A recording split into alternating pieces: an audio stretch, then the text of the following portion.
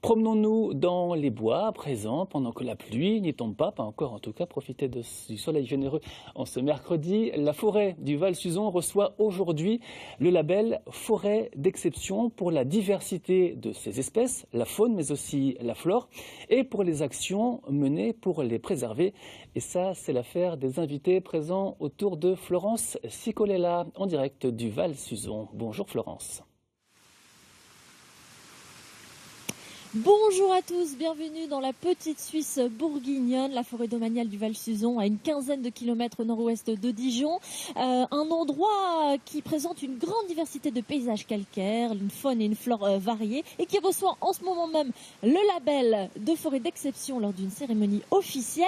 Christelle Gernigon, vous êtes responsable de ce label à l'ONF. On va déambuler en même temps que vous allez nous expliquer ce que c'est tout simplement ce label national. Oui, bonjour. Aujourd'hui, nous remettons ce label forêt d'exception qui est en fait un statut de reconnaissance du patrimoine et de la qualité du patrimoine naturel et culturel sur cette forêt, et aussi qui valorise tous les travaux que mènent ensemble les acteurs sur cette forêt. C'est-à-dire que ce n'est pas un label environnemental, c'est déjà la forêt du Val-Suzon est déjà réserve, Natura 2000, etc.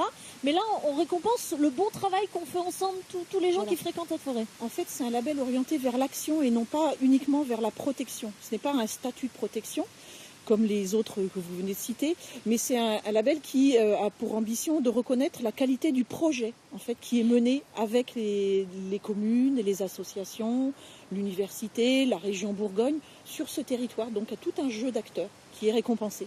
Et est-ce que c'est coercitif? Est-ce que ça oblige ces acteurs? Alors leur obligation en fait est de respecter l'esprit des lieux, ça veut dire la qualité des lieux dans les actions qu'ils mènent, et aussi ils s'engagent à en rendre compte globalement au sein du comité de pilotage qui suit le dossier au niveau local. Alors il y a très peu de forêts en France qui ont déjà reçu ce label forêt d'exception. C'est, je crois, le Val-Suzon et le cinquième seulement. La cinquième, c'est cela. En fait, la première était Fontainebleau, reconnue au niveau international, puis Verdun en 2014, donc forêt de mémoire. On a eu aussi une forêt de montagne, la Grande Chartreuse, et puis l'an dernier, les forêts de Rouen, donc une forêt aux portes d'une grande ville comme ici. Est-ce que le but, c'est qu'il y en ait de plus en plus des forêts d'exception en France ou pas forcément? Alors, on vise pour l'instant, on est sur un projet qui couvre 15 à 20 forêts, un réseau national de 15 à 20 forêts.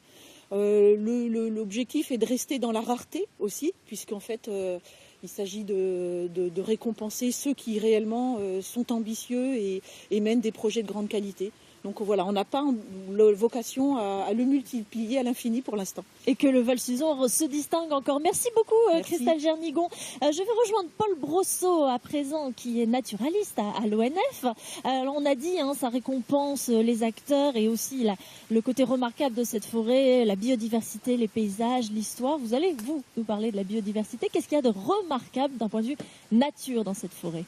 Cette forêt, comme on l'a vu, a différents paysages, effectivement, et qui induisent une différence au niveau de la biodiversité, alors que ce soit au niveau de la flore ou de la faune. Et moi, je m'occupe plus particulièrement des oiseaux.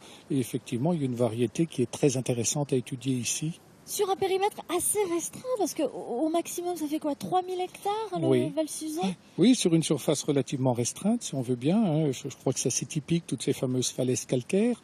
Quand on est là, on est vraiment dépaysé. Quand on est au Val-Suzon, on est à 2 pas de Dijon et on se demande où on est quelque part. Et on passe d'un milieu à un autre. On parle même d'aspect méditerranéen, c'est ça? Ici, est-ce qu'on se moque pas un petit peu du monde, tout proche de Dijon? Je vous conseille d'y venir. Quand le soleil tape assez fort à la bonne saison, il y a ce qu'on appelle des expositions sud, où effectivement il fait très très chaud, il y a des plantes qui sortent de l'ordinaire. Alors là on voit en ce moment même des images, prises du belvédère de Sainte-Foy. Oui. On voit donc il y a des coteaux exposés vraiment plein soleil. Plein soleil. Et là on a aussi des oiseaux qui sont là parce que le milieu leur convient quelque part. Ils remontent parce qu'il fait très chaud à cet endroit-là. Alors les oiseaux, c'est vraiment votre spécialité. Faites-nous rêver, qu'est-ce qu'il y a comme espèce qui se distingue ici? Alors qui se distingue, alors que les gens ne voient pas forcément, c'est le problème, on ne peut pas tous se les approprier. Je pense à l'engoulevent d'Europe, qui est un oiseau migrateur qui revient tous les printemps. Il est cantonné dans toutes les petites pelouses et il fait un bruit bizarre le soir, on croirait que c'est une grosse sauterelle. Il commence à chanter quand les derniers autres oiseaux se taisent et là on entend le ronronnement de l'engoulevent, il commence à se mettre en vol, c'est vraiment magnifique. Vous êtes spécialisé dans les cigognes noires qu'on ne voit pas souvent ici, mais vous avez parcouru le monde. Qu'est-ce qui vous rattache tant à la forêt du Val-Suzon ? C'est la variété. Quand on commence à grimper, qu'on arrive sur ces balcons, au niveau paysager, c'est super, quoi. Bon, pour un peu, on arrive à s'isoler, puis on dit, je suis où là? Je suis dans le Midi, je suis dans un... C'est pas banal. Merci beaucoup et je rejoins maintenant Rémi Landois. Alors vous menez un projet d'histoire, une thèse. Quel en est l'objet ici ? Alors moi je m'intéresse de manière générale à l'histoire du Val-Suzon, mais j'essaye à la fois de mêler des domaines qui sont proches de l'archéologie, de l'histoire, mais également de l'écologie et des sciences de l'environnement.